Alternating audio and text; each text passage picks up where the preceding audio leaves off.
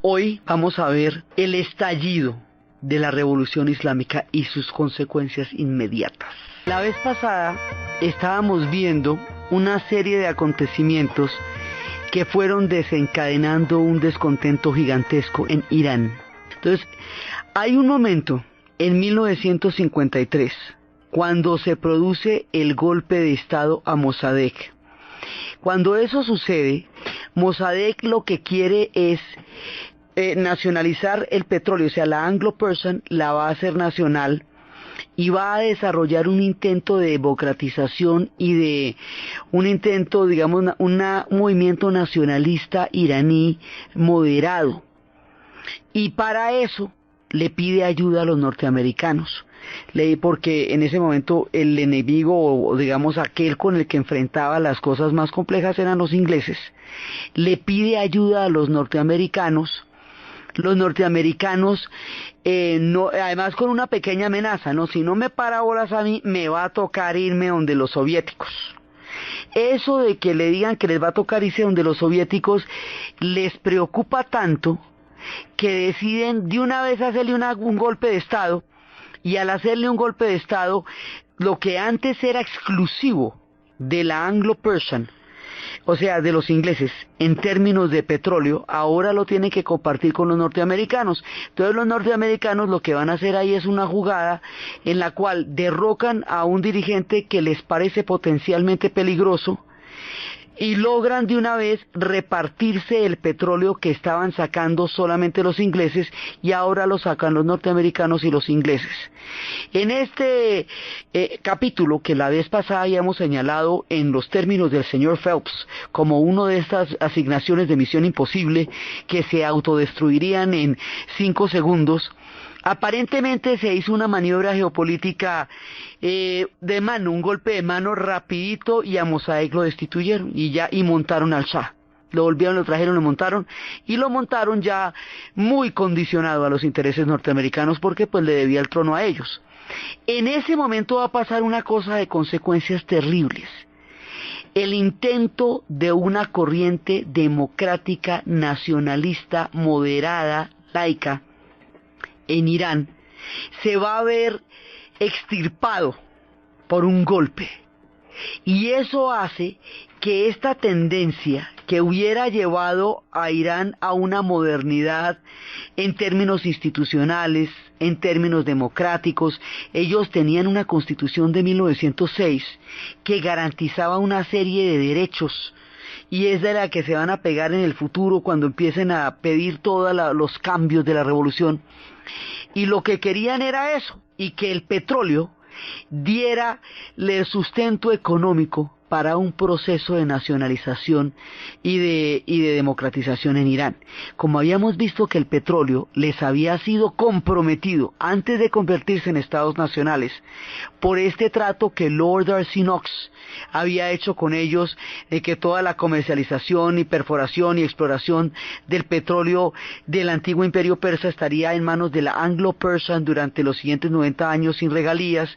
Entonces ellos lo que quieren es revertir un trato ignominioso que se hacía en detrimento de la nación, hacer que ese trato, hacer que el petróleo les beneficie a ellos, y que con ese petróleo haga yo un intento de modernización y de democratización. Esa era la vuelta. Pero al hacer este golpe de estado, la posibilidad de que eso se hubiera hecho por una vía políticamente moderada se acabó.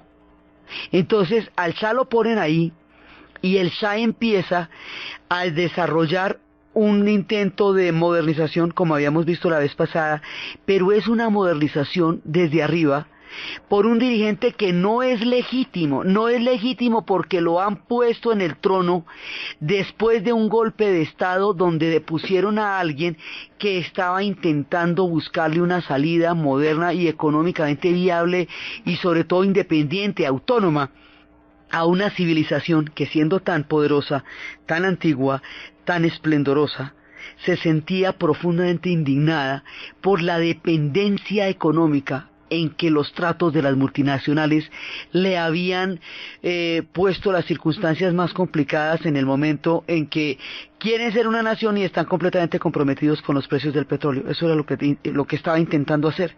Entonces, este dirigente que es el Shah no tiene la legitimidad de un gobernante que el pueblo hubiera puesto ahí porque está ahí por un golpe de Estado. Desarrolla una democratización, no una democratización, porque la vez pasada habíamos visto que su concepto de modernidad no implica lo institucional, ni siquiera la Constitución de 1906, que era la que les reconocía a ellos una cantidad de derechos políticos, sino una férrea dictadura con un ejército que habíamos visto que había tenido la influencia de los nazis a comienzos de la Segunda Guerra Mundial y también había tenido la influencia de los soviéticos durante el tiempo que la invadieron en la guerra. Y este hombre lo que va a hacer es entregarle el país a los occidentales, entregarle el país a las multinacionales. Él quería ser un modernizador, quería ser reconocido como Ataturk, pero Ataturk lo que hizo, habíamos visto la vez pasada, era salvar a Turquía de las garras de la repartición y de la fragmentación del país y darle un destino en la historia. Eso lo hacía un hombre que los turcos adoraron y que hoy reconocen como el padre de los turcos. Pedro el Grande también hizo una modernización para salvar a Rusia de una inminente absorción y sometimiento por parte de una Europa que había logrado un desarrollo enorme mientras Rusia superaba el tema de la invasión mongola que durante 2 siglos detuvo su reloj. Entonces, cuando usted hace una modernización de esas, y es un tipo de la talla de esas modernizaciones, y lo que quiere es salvar al país, y realmente darle un proyecto claro, pues la gente lo sigue. Pero cuando lo que usted quiere es hacer billete para usted, y lo que va a hacer es entregarle el país a los intereses de las potencias extranjeras, que fueron los que causaron en principio el problema, que era la manera como ellos habían perdido por completo el control de su destino, a través de cómo los precios del petróleo quedaron puestos en otra parte distinta a la nación iraní. Cuando el tipo que sube ahí lo que va a hacer es entregarle eso a los tiburones, pues la gente no lo va a seguir porque sus intereses no son los intereses de su pueblo. Entonces ahí ya tenemos un problema muy grave en la modernización del Shah. No es legítimo ante su pueblo, primero. No es una reforma que a la gente le conceda derechos, sino todo lo contrario. Es una tiranía que se fundamenta en un enriquecimiento de él. Entonces habíamos visto cómo en esos términos la modernización es vacía, porque no está realmente aportándole un proyecto a Irán, sino es la feria de los intereses, de las inversiones de todos los intereses, por un lado, y por el otro lado es externa. Entonces aquí nos vamos a meter en un universo delicado, profundo y espiritual. El pueblo iraní es un pueblo profundamente espiritual. Ellos tienen un concepto de lo invisible. Hay pueblos que viven en una dimensión, en una doble dimensión, en una dimensión interna y en una dimensión externa de para afuera, o sea, en el mundo exterior y el mundo interior. Eso lo habíamos visto en la historia del Japón. Ellos viven en el mundo de lo invisible. Otro pueblo que vive en un mundo de lo invisible es el pueblo de la India. Los persas tienen un mundo interior profundo, invisible, que es el mundo de la fe y el mundo de los valores espirituales internos. Ese mundo, fundamentado profundamente en el chiismo, pero también anterior, desde la época del zoroastrismo, desde la época de los persas, es lo que nos ha hecho contar que Irán es un pueblo profundamente místico, profundamente espiritual. Esa espiritualidad, ese mundo místico, ese sutil universo de lo invisible, se va a ver profundamente violentado por el proceso del Shah, porque sienten que todo lo que él les trae es externo.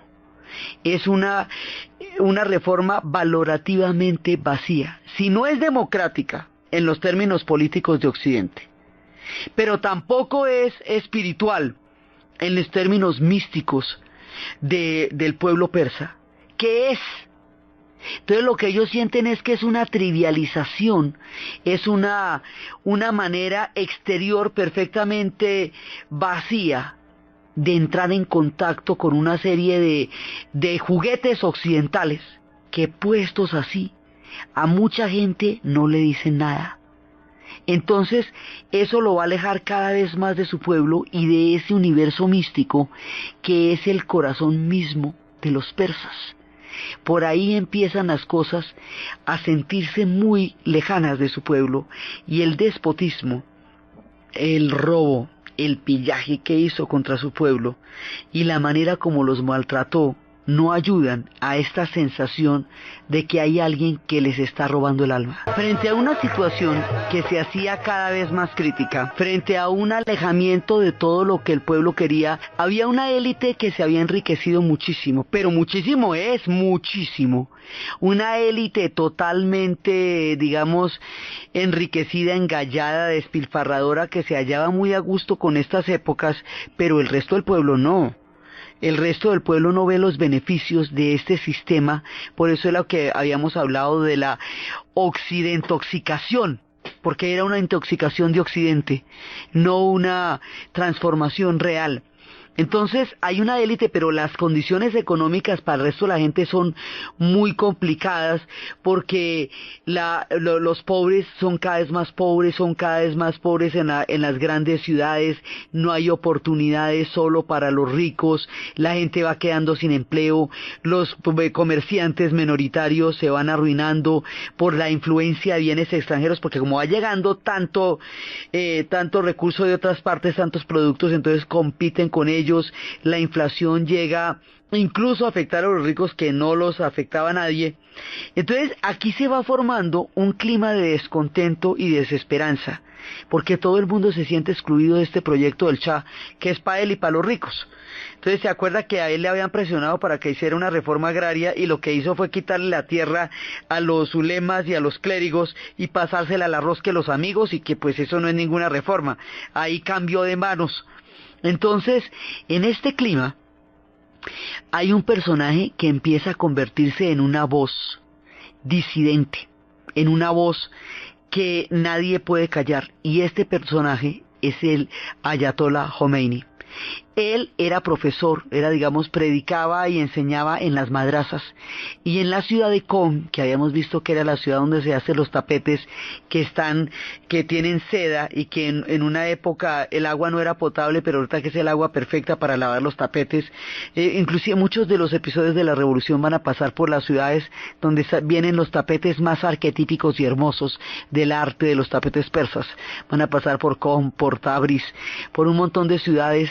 Entonces resulta que este hombre en Qom está predicando, y cada vez más gente va a la madrasa, y cada vez más gente se inscribe, y cada vez más gente lo está escuchando, y el hombre es abierto contra el Shah, y el hombre la tiene clara contra el Shah. Y entonces dice, bueno, este tipo es un tipo que nos está robando el alma, es un tipo que nos oprime, es un tipo que no sale de su estupendo palacio para mirar la pobreza y la desolación de Irán, las condiciones en que él tiene a su gente.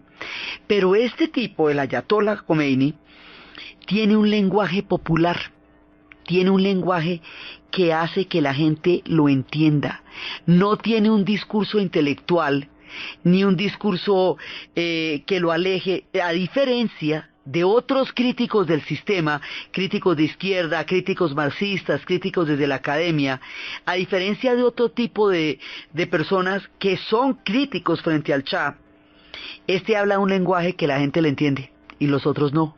Por eso los otros no los oyen, y a este sí. Él habla en metáforas, él le habla a ese espíritu profundo y místico del Irán, ese espíritu que entiende la gente de los campos, que entienden las abuelas, que entiende todo el mundo. Pero además de hablar de esa manera, además de ser franco y además de ser frentero, conecta con un imaginario y logra resolver un problema que no se había podido solucionar desde el siglo XI. Resulta que los chiitas, al quedar en minoría después de la muerte del profeta, hay problemas prácticos y problemas religiosos que solucionar, y es la descendencia del trono después de la muerte de Mahoma. Entonces, habíamos visto cómo los sunitas se inventaron un sistema administrativo de 5 califas que no pretendía ser místico sino administrativo, y que por práctico y por ser una solución a mano ganaron en la descendencia del Islam. Entonces los califas crearon califatos y cada uno de esos califatos era una estructura administrativa, política, que lograba resolver el tema de qué hacer con todo el mundo que el profeta había convertido después de que él ya no estuviera, y después del asesinato de su familia, de Hassan y Hussein, y de Fátima y Ali. Los chiitas, que no creen en esta solución administrativa, que no creen en la Sunna, o sea, en los versos adicionales del Corán, se encuentran con la búsqueda de una clave que nos permita encontrar el espíritu que pueda seguir al profeta. Esa clave del espíritu que pueda seguir al profeta, esa unión indisoluble entre lo político y lo religioso, no tenía una solución práctica para llegar al poder, es decir, no tenía un proyecto de poder. Entonces quedaron minoritarios en todo el mundo musulmán, siempre sintiéndose traicionados porque a Hassan y a Hussein los mataron en emboscada. Un dirigente tirano mató a Hussein y lo ejecutó, y con su pequeño ejército. O sea, hay una historia de martirio que se cumplió en Kerbala.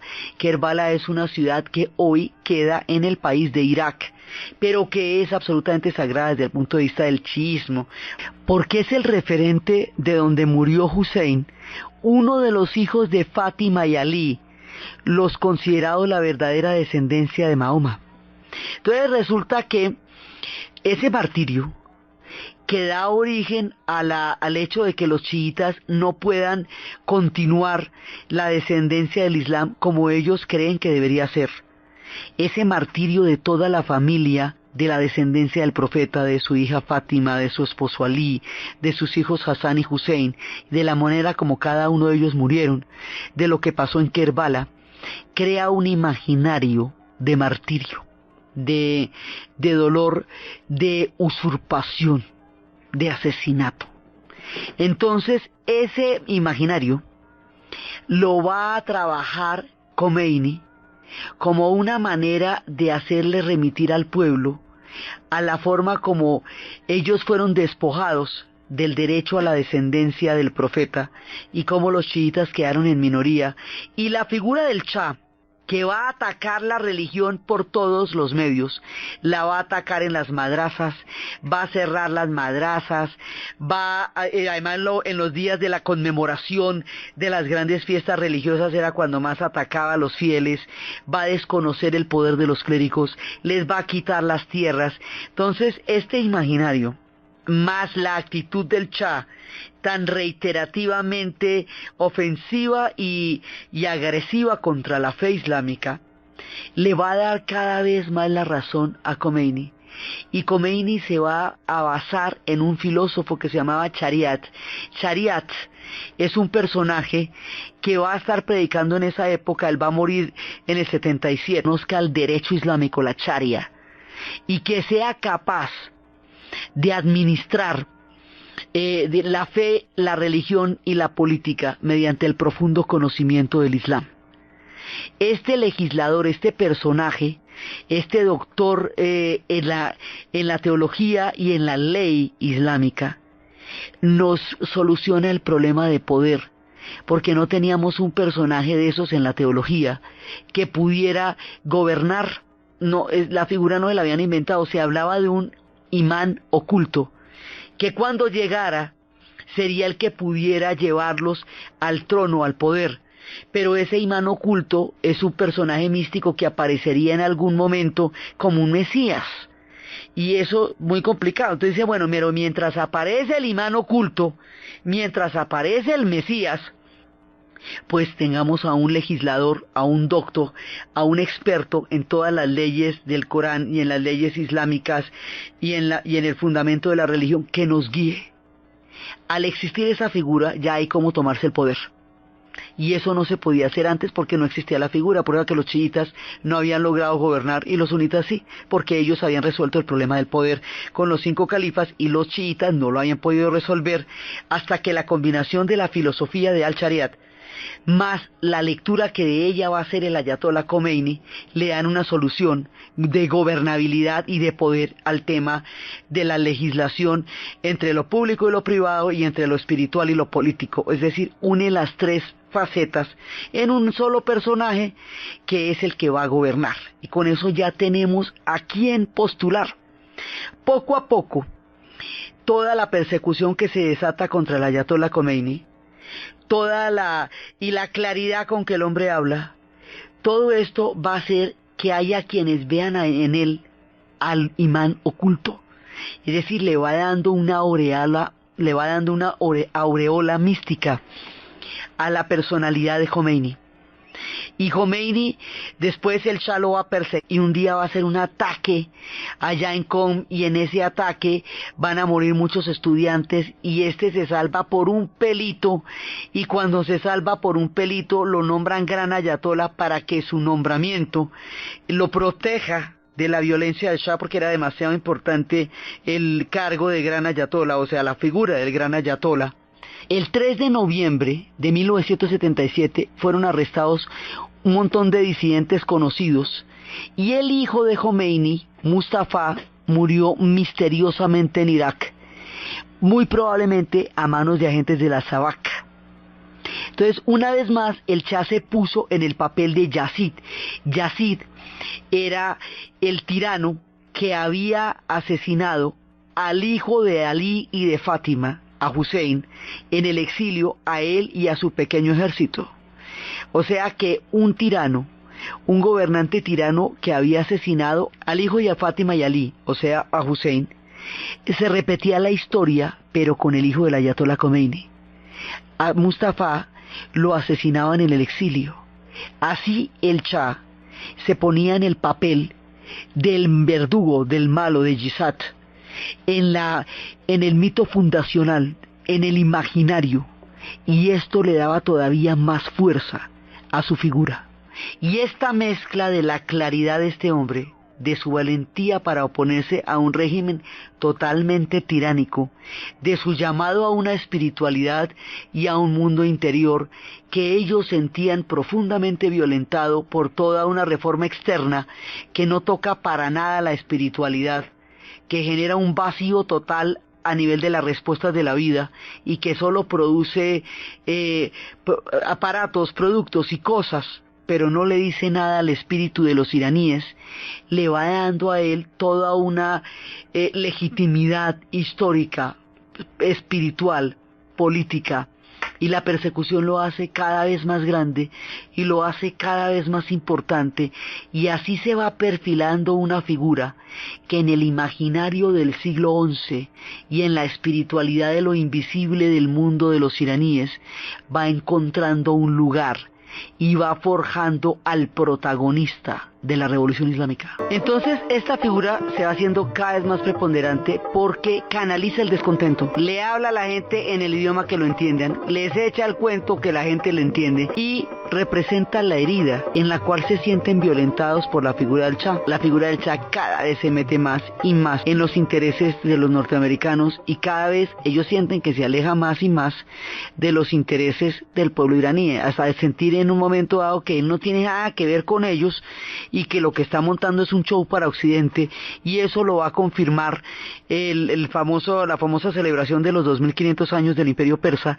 Además, el Shah lo que quiere es remitirse a un pasado preislámico para desconocer la influencia de los clérigos en la sociedad islámica, en la sociedad iraní, y esto no funciona porque ellos son persas, nunca dejan de serlo, pero son persas islámicos, chiitas, y eso es una realidad espiritual en un pueblo que de todas maneras siempre ha sido monoteísta, porque ellos antes eran zoroastristas y luego van a ser islámicos. Digamos, son un pueblo de una profunda fe y espiritualidad, y una vez más el Shah apela a lo exterior y no al profundo espíritu del mundo de lo invisible, del alma interior de los iraníes. Entonces, al no tener ninguna respuesta para ese espacio, el ayatolá va llenando cada vez más ese vacío en el corazón de los iraníes, y las persecuciones que van a desatar contra él y contra sus seguidores le van dando cada vez más la razón. Las políticas van a ser cada vez peores contra él y contra todo el pueblo iraní, y ya lo del asesinato de Mustafa Khomeini, su hijo, va a ser una cosa que ellos no van a poder perdonar. El mundo exterior lo llaman Zahir, y el mundo interior, la realidad oculta, la realidad valorativa, la realidad invisible del misticismo, la llaman Batén. Entonces, mientras que el Shah es un tipo Zahir, solo para lo externo, el otro es un tipo Batín, del mundo interior. Y así se va formando, digamos, como un arquetipo de un personaje que los puede guiar hacia un mundo espiritual. Entonces, al principio esto es un movimiento puramente religioso, pero las políticas del Shah van a hacer que muchos otros sectores también se vean identificados con la necesidad de cambio que van a tener los que inicialmente son los clérigos. Entonces, poco a poco se le van uniendo estudiantes intelectuales. Los estudiantes estaban indignados con toda la interferencia del gobierno en las universidades. Los granjeros protestaban contra las importaciones agrarias que hacían que no pudieran competir ellos con sus productos, y había aumentado la pobreza en el campo terriblemente. Los empresarios estaban preocupados por la inflación y la corrupción. Los abogados se oponían a las decisiones de degradar los tribunales supremos porque debilitaba terriblemente las instituciones. Digamos, cada vez la situación se iba haciendo más crítica y cada vez más gente se sentía partidaria de un cambio, aunque no fueran particularmente religiosos. Pero de un momento dado decían, bueno, esto puede ser una salida. O sea, puede que no sea exactamente lo confesional que yo soy o no soy, pero aquí la cosa va para algún lado. Sobre todo porque el ayatolá Khomeini era muy claro en una propuesta social. Él hacía mucho énfasis en el empobrecimiento del mundo rural, en la manera como el Shah dejaba morir a su pueblo de hambre. En eso era absolutamente frontero. Tenía propuestas sociales. También hablaban de la Constitución de 1906. Decía, en un lado tenía el Corán y en el otro la Constitución de 1906. Decía, a ambas las está traicionando el Shah, y él juró por ambas. Entonces, ni una ni la otra, ni cumple el Corán, ni cumple la Constitución de 1906, que es la que nos da a nosotros los derechos políticos. O sea que este tipo no nos está dando nada. Y esto va aumentado con toda la cantidad de represión que va a haber. Va a hacer que una serie de manifestaciones y una serie de masacres vayan precipitando los acontecimientos hacia la llegada del ayatolá Khomeini al poder. Entonces, en un momento dado lo van a sacar de Irán y él se va a ir a la ciudad iraquí de Nayaf. En la ciudad iraquí de Nayaf, porque hay un tema, Karbala, Nayaf y las ciudades sagradas del mundo chiita de Irán quedan en el país de Irak, y quedan en el país de Irak porque como los límites del Medio Oriente son artificiales, acuérdense que los hicieron fue con la definición de las multinacionales y de los yacimientos petrolíferos y no con los pueblos en ellos contenidos. Entonces esto está roto por la mitad. Los lugares sagrados de la gente del país de Irán quedan en Irak. Y en Irak hay una importante población chiita. En Irak, acuérdense que eso está conformado por chiitas, sunitas y kurdos, y que los sunitas, siendo minoría, estaban en el gobierno bajo la figura de Saddam Hussein. Entonces, allá va a dar el ayatolá y empieza a hacer, digamos, todo un trabajo con la gente chiita que hay allá, y empieza a ser un líder espiritual en ambos lugares, y en un momento dado, Hussein lo expulsa de Nayaf y el hombre va a dar a París. Esta expulsión pone a Hussein en contra de los chiitas de su propio país, y hay un momento dado en que el líder de los chiitas de Irak, al-Basir, se pronuncia de frente a favor del Ayatollah Khomeini, es decir, a favor de Irán. Entonces, hay un momento en que un pedazo de país al hombre se le va de control a Hussein. Primero con la presencia y luego con el exilio del Ayatollah, y ahí se va formando un problema entre los dos, entre Khomeini y entre Hussein, que más adelante va a desembocar en una guerra. Entonces, lo expulsa y por eso es que el hombre va a terminar en París. Por eso cuando ya las manifestaciones gigantescas lleguen, el hombre va a llegar es desde París, no desde Irak. Pero en su pasada por ahí, las cosas se complican. Entonces, en ese momento, ya va siendo cada vez más y más la represión. Cada vez que hay una matanza, en los ritos islámicos chiitas de Irán, hay 40 días para que el alma llegue, digamos, se vaya de este mundo al otro mundo, como a la vida eterna. Entonces, a los 40 días se hace una ceremonia de despedida del alma. Entonces, cada vez que pasaba esto, esperaban los días para hacer la manifestación por los muertos de la vez anterior, porque ya era la hora que se iba el alma. Cuando la hacían, cogían y los mataban, y entonces otra vez se hacía la manifestación en el intervalo de tiempo, y así, como era cada tanto que el alma se iba, la gente siempre sabía que había manifestaciones por eso, y se empezaron a organizar, y a organizar, y a organizar cada vez más. Y esto va cogiendo una fuerza muy grande. Y esa fuerza va a ser tan poderosa que en un momento dado ya empezar a hacer tambalear al gobierno. Van a pasar cosas como en un teatro, una vez estalló un incendio donde murieron 400 personas, la gente culpó a la SAVAK. O sea, a la policía, la salvaje y brutal policía política del Shah. Las cárceles atestadas, todo el mundo torturado, todo el mundo metido en una brutalización del régimen, y cada vez más se veía él como digamos, como el que mató a Hussein, como el personaje malo que mató al hijo, pues al nieto del profeta. O sea, cada vez representa al malo del imaginario de aquellos que llevaron a la muerte de la familia del profeta. O sea, cada vez representa más ese papel. Entonces, como las cosas se van complicando y se van complicando, en ese momento Estados Unidos tiene una actitud totalmente errática, porque Estados Unidos lo que hace es apoyar y apoyar y apoyar y apoyar el régimen. Pero aquí hay una tragedia histórica además.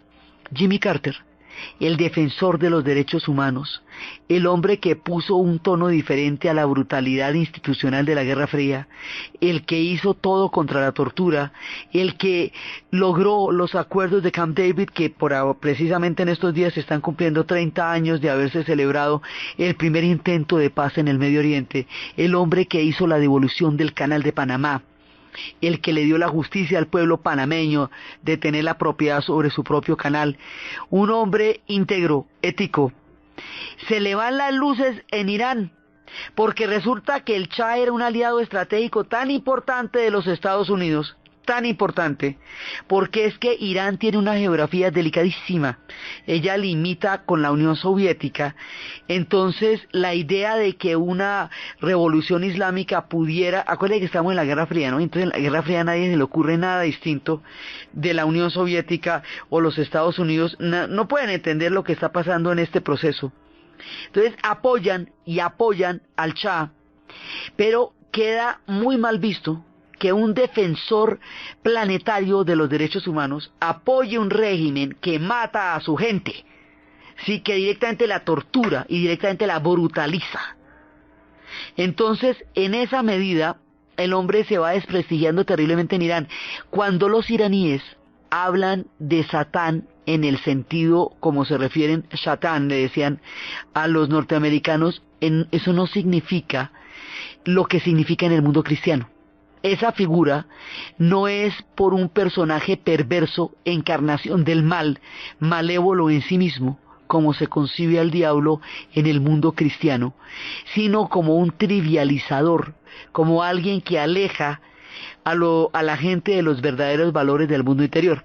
Entonces todos los productos y toda la, digamos, la escama que llegaba, todo el brillo y todo lo que llegaba de Occidente y de los Estados Unidos allá, Para ellos era una trivialización del alma profunda que sentían ahogada bajo el régimen del Shah. Entonces para ellos todo esto es un símbolo de la trivialización que Occidente hace de la vida.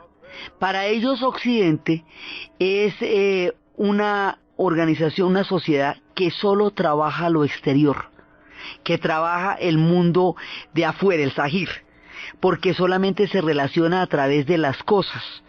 Y se relaciona a través de las instituciones, pero no se relaciona a través del espíritu. Ese vacío espiritual que los iraníes perciben en Occidente es lo que lo consideran el gran trivializador, cuando lo que ellos estaban buscando era un cambio espiritual y político a la vez.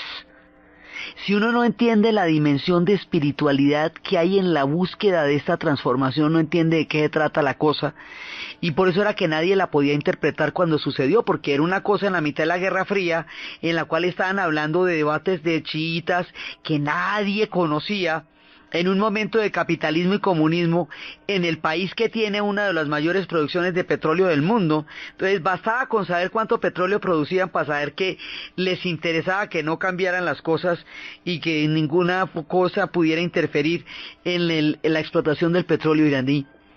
Entonces, cuando ya todo esto se va volviendo muy complicado, los sectores que antes no necesariamente se podía pronunciar a favor de la revolución islámica, lo van a hacer. Porque se va a polarizar esto, se va a radicalizar esto. Matanza tras matanza, aniversario tras aniversario, masacre tras masacre, tortura tras tortura. Hay un momento en que esto ya va a producir una revolución, o sea, ya cuando la clase media, cuando los estudiantes, cuando otros sectores políticamente activos entren a apoyar el movimiento religioso, empiezan a aparecer manifestaciones de 1,5 millones de personas en Teherán, y en Tabriz, y en Qom, y en todas en las ciudades y en los campos la gente está pidiendo el fin del régimen del Shah. Y está pidiendo que sea el Ayatollah Khomeini el que venga de París y los gobierne. Entonces aquí, todo ese trabajo que ha venido haciendo el Ayatollah, en el imaginario, en el misticismo, en la religión y en la política, lo va a convertir en la figura elegida para encabezar esa revolución islámica. Y el hombre es el que está ya, digamos, destinado para eso, y hay quienes ya a estas alturas del partido lo consideran el imán oculto, por toda su semejanza entre su vida, su sufrimiento y su persecución. El mismo Shariat, el filósofo sobre el cual se va a basar el Ayatollah Khomeini para establecer su teoría de poder, fue ejecutado por esa idea y torturado.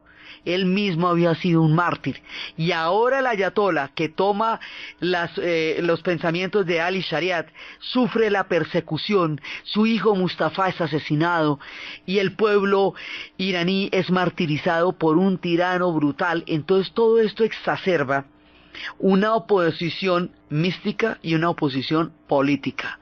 Entonces hay sectores laicos que igual opinan que ese régimen es un horror, aunque no necesariamente estén en la mirada de una revolución islámica, pero sí quieren un cambio. Y es la suma de todos estos sectores es lo que va a hacer que ya se lleve al Shah a una crisis. Entonces el Shah ahí empieza a aflojar y a empezar a crear medidas de transición y de unas medidas de cambio. Ya no le creen, ya está muy tarde. Ya otras veces lo habían visto reaccionar ante la presión y después dejar atrás todo lo que había hecho. Entonces ya pasa el tiempo de él y nombra un personaje que es Shapur Bakhtiar para que haga los cambios, pero ya es tarde para todo el mundo. Ya es tarde para él, ya es tarde para Shapur Bakhtiar. Cuando Shapur Bakhtiar sube, porque esto ya pasa en horas, en ese momento es cuando la gente reclama que el Ayatollah Khomeini regrese de París y lidere la revolución. Y eso es lo que va a pasar. El Shah sale para el exilio, en un principio para Estados Unidos, y el Ayatollah Khomeini regresa de París. Y el regreso del Ayatollah Khomeini es el triunfo de la revolución islámica propiamente dicha. Y es la esperanza de millones que habían visto en esta figura espiritual. Ellos decían que él era un místico sobrio, por lo austero, para distinguirlo de los sufis, que eran místicos ebrios, es decir, embriagados en el misticismo en el que los sufis, a través de la danza y a través de la música, llegan al éxtasis de la experiencia religiosa. Entonces este era un tipo parquísimo, y a él es el que le van a dar como la tutela de una revolución islámica. Él es el que tiene la teoría del poder, él es el que tiene el conocimiento del Corán y de la jurisprudencia islámica, el que suma las cualidades que él mismo dijo que alguien debía sumar para poder gobernar. Y es por eso que el hombre llega. Cuando el hombre llega al poder, el mundo no entiende lo que está pasando. Lo único que se entiende es que este pueblo ha sufrido muchísimo, y que este pueblo ha sido terriblemente maltratado, y que hay un gobernante que se ha enriquecido a costa de la pobreza de su pueblo. Es, digamos, como lo único que se ve. Pero ¿quién es el ayatolá? ¿Qué dijo en Com? ¿Cuáles son sus palabras? Y el mundo invisible de los iraníes queda completamente oculto para la gente de su época, porque la Guerra Fría no permitía ver ningún otro marco de interpretación de la realidad, y porque muchas de las cosas que hoy la cultura ha tenido que volver a pensar sobre la teología de la civilización islámica era completamente desconocida en el mundo del siglo XX, de finales del siglo XX, que no tiene palabras para esto. Entonces, en ese momento él sube y empieza la revolución islámica. La gente pensaba que esa revolución era también una transformación espiritual, no solamente un cambio político, sino una transformación espiritual. Entonces hay un misticismo muy profundo que hace que todas las personas que creyeron en eso lo hayan hecho de una manera integral, política y espiritualmente. E incluso aquellos que no estaban comprometidos espiritualmente lo estaban políticamente. Otros dicen que la figura del ayatolá era el triunfo de la superstición y no el triunfo de la razón, pero la mayoría ven en él a un carisma, a un hombre que tiene un poder maravilloso sobre la gente, y eso es lo que le da al hombre la figura para gobernar. Entonces empieza la revolución, y una vez que empieza la revolución, esta revolución tiene un problema, y es que a nadie le conviene. No le conviene a los pueblos árabes, porque todos los pueblos árabes y los pueblos del Islam en general tienen fracciones chiitas dentro de sí, y el triunfo de esta revolución articula todas las fracciones chiitas en torno a un proyecto que tiene un trono, que tiene un núcleo, que por fin la promesa de que algún día llegaría al trono del Islam el verdadero descendiente del profeta, o el verdadero heredero espiritual, se habría cumplido. Entonces, un tema del siglo XI se nos concreta con la llegada del ayatolá al poder. Eso hace que todos los chiitas se sientan respaldados históricamente como nunca lo habían estado. Eso no le conviene a los árabes para nada, porque son sunitas. Entonces, tener un combo de estos ahí alborotando el parche no les conviene. No le conviene a Occidente, porque su discurso es furiosamente antioccidental, porque es reaccionando contra los golpes de Estado, el robo del petróleo, la injerencia de las multinacionales, el quiebre de su economía, la corrupción, todo lo que significa para ellos Occidente, que es corrupción, que es inflación, que es trivialización. Ese discurso furiosamente antioccidental tampoco le conviene a nadie. Entonces ahí se crea una coyuntura en el cual nadie entiende de dónde viene esta revolución, pero lo que tienen claro es que nadie está de acuerdo con ella, porque todos se sienten amenazados de una u otra manera. En ese momento, un conflicto interno que estaban teniendo con Hussein, por el apoyo de las mayorías chiitas en Irak a la revolución islámica, por el apoyo de al-Bashir a la figura del ayatolá Khomeini, esto amenaza a Hussein con romperle el país, porque una parte muy grande apoya lo que está pasando en el país de al lado, y los kurdos se meten acuérdense que los kurdos, cada que hay desorden se meten, y en una de esas alguna ganan. Entonces se meten a apoyar a los chiitas en Irak a ver si alguna cosa pasa, además porque les habían prometido, ¿no?, que si los apoyaban les iban a dar la autonomía kurda en Irán. Y resulta que nada, todo el mundo los va a traicionar, los traiciona la revolución islámica y los traiciona Hussein. y Hussein los va a tratar parejo como enemigos con los chiitas y va a utilizar armas químicas contra ellos. Entonces ahí fue un desengaño durísimo de los kurdos, razón por la cual ellos no le creen a nadie ni a su mamá porque todo el mundo los ha traicionado. Pero si los chiitas y los kurdos están con la revolución islámica del país de al lado que es Irán, y todos los lugares sagrados se encuentran en Irak, la cosa es muy complicada. Entonces Hussein, por problemas internos que tiene con el ayatolá, por el territorio de Shat el Arab que habían entregado en un tratado anterior, por una serie de problemas muy concretos entre los dos países, le declara una guerra a los iraníes que todo el mundo va a apoyar por razones diferentes, pero que a todos los aglutina por igual. Una guerra entre árabes y persas, pero en la cual todo el mundo se va a meter a través del apoyo de armas a Saddam Hussein. Esa es la famosa guerra Irán-Irak.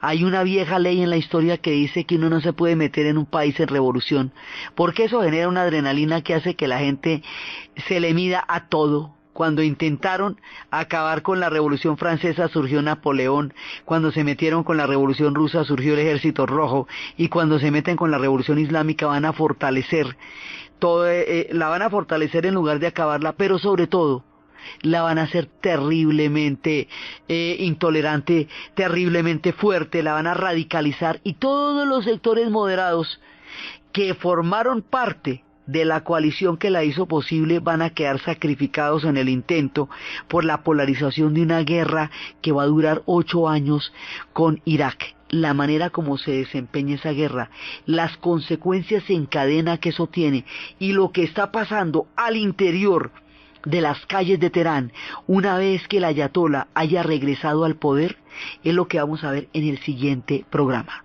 Entonces, desde la espiritualidad del mundo interior, desde el vacío de la búsqueda de una solución espiritual y política, desde el desacierto de un gobernante que no conoció su pueblo, desde los movimientos de la política, la geopolítica y la espiritualidad, y el petróleo que se conjugan sobre la complejísima nación del pueblo iraní, en la narración Diana Uribe, en la producción Jessy Rodríguez, y para ustedes, feliz fin de semana.